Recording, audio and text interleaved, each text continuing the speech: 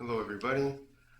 As I draw closer to what the center of self-care is, the the real restoration aspect of things, I start to see different parallels and different connections between ways of looking at health and how self-care comes about in these pursuits of health.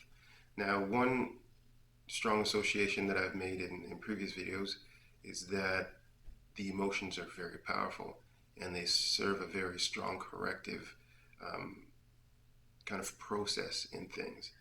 Uh, and I talk a little bit more about the details of what the emotions are and why we use them. I also mention the fact that we need to put the emotions in order. So if we simply use emotions as kind of a way to fix things, the end expression of emotion itself is just to be expressed. That's the purpose. If we stop there, that is the ends, then we don't ever make it to action. Expression is great, however, it doesn't necessarily come to a conclusion, which is a growth element and a new action has to follow. So we can see very much in everyday life, there's many people that are very emotional and they have lots of emotions. They express a lot, but they don't particularly solve the problem or issue that is confronting them with those emotions. So we must say that there's another element that can't be the whole thing. So knowing that, we take a look at a kind of causal relationship that I've been seeing between um, failure and growth.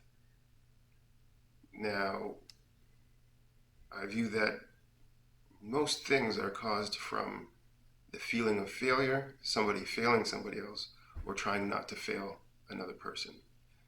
This is where all the kind of compensation and turmoil stem from. There's very much this aspect lacking in health. So we have the feeling of guilt or grief or loss stemming from a failure of something. What makes failure so powerful? I think the reason why it's so strongly associated with growth, which is another powerful element, kind of the other side of the coin, is that in life, nobody is quite sure of what our purpose is, what we're supposed to do, where we're supposed to go, who we're supposed to be. And because there's so much of these things tossed up in the air, then feeling like you fail holds a big punch. The people that know who they are feel the most grounded because they're not struggling with this thing. In fact, if you were to um, start a new career in the middle of your life, this again would feel like you've failed or you've lost something, and all your stability, what you knew about yourself, what you thought you're supposed to do, is all up in the air. This again is mirrored by midlife crisis. Everything's up in the air. We realize we haven't been doing the things that we want to do. Our passion is not our passion, and because of this, our health had suffered. And you see again the cost of lack of growth, meaning the resistance to continuing growth, which is normally seen by a kind of complacency which we cover up with comfort, and the feeling of assurance that we are doing what we should do and we do know what we should get done. This again is far from the truth, and this is why growth is necessary. But if we just simply take the emotion behind failure, we we don't really go anywhere. It actually makes us harder. It makes it harder to achieve things in the sense of fulfillment. Now, people that struggle, which I'm saying again is most people, with this feeling of failure are going to be high achievers. They're going to run corporations, start businesses, become entrepreneurs, strive to the top of their um, class in whatever thing they devote themselves to. But again, this is a compensation when we look at life being an entirety thing. We find purpose in a pursuit, therefore we feel grounded. However, this is not the full expression of us. We could say it is a partial expression of us. And if we're going to take an example of somebody who kind of didn't just stop by putting themselves in a box and kind of associating themselves with one art or practice, we'd have to take a look at um, Leonardo da Vinci, and you see all his accomplishments and all those things. So we have that potential. So we have to know that this feeling of failure is incorrect when we take it for the emotion itself. However, what it is pushing us to do, what the body is trying to make us come to the conclusion of, is that growth is needed. This essentially has to have a kind of pressure element to it. So the feeling is the pressure, and from that feeling, we want to gain direction, a kind of beacon of hope. Where should we go? And when we follow that to its kind of, let's say, positive expression, we gain now the element of growth. Now, if we stop at growth, we grew once, then we've missed it again.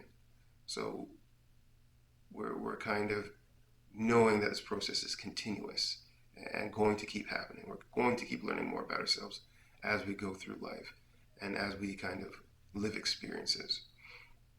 Now, we can say the improper, let's say the more childlike expression of what you think growth would be accomplishment. Accomplishment seems very much like growth because you're kind of moving in a direction. However, this growth is, or this accomplishment is very much lacking a certain element of humanness. So what we have is a mechanical drive towards something. And because it's mechanical, the fulfillment isn't there. You have to keep consuming. This is how we know that it's a style of compensation. Compensation is never strong enough to satisfy. Therefore, you must take more in. But when we go to the growth aspect of things and we just start to settle in of who we actually are, then we need a lot less to sustain ourselves. This, again, it can be modeled in nature as the biggest animals eat the smallest things, meaning that they can sustain such a large, let's say, stature from very little. This, I think, is the best way to balance things out. So, taking that expression, we have to know that there is a link. When we take a look at the self-care system of emotion, physicality, and mental health, all those things coming together, we then come to this conclusion of this very succinct relationship between those two things.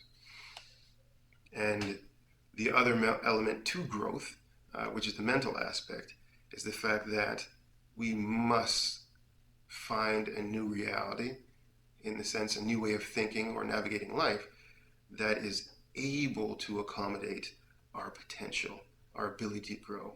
So if I'm a very physical person, so let's say I was in accounting.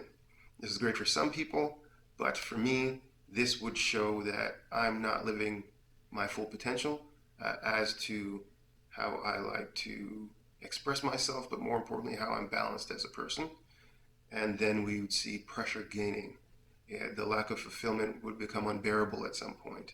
I would stop being motivated. I'd stop trying. All this, again, is like a downward pull.